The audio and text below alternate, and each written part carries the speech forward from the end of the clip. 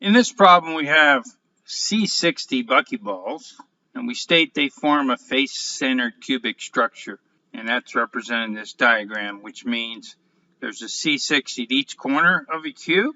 That's the blue circles, and then the green circles represent the same C60 being on the face of the cube. So, for example, this one's on the front face, and this one here is on the back face.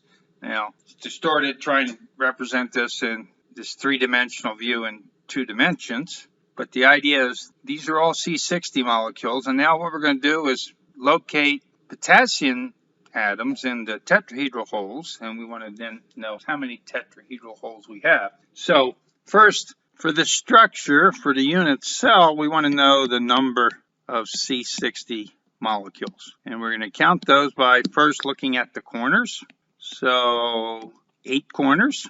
Each each molecule in the corner is shared with 7 other unit cells. So only 1/8 of that molecule is located in this unit cell that's drawn.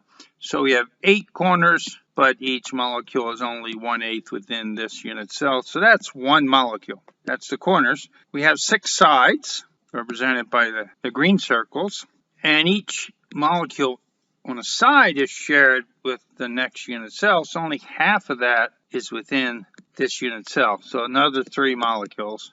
So we're going to draw a formula. C60, we have 4 molecules, and now we want to look at the structure for the tetrahedral sites, and so let's look at that.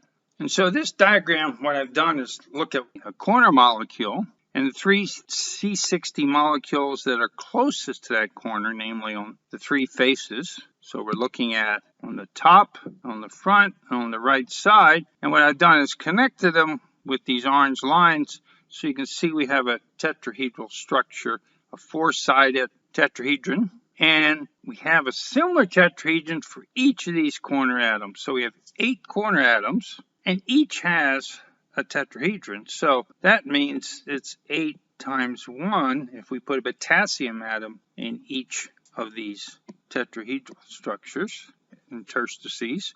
So that would be potassium times 8, which of course we would write as C60K2. That would then be the empirical formula for a structure consists of C60, buckyballs, and potassium in the tetrahedral sites.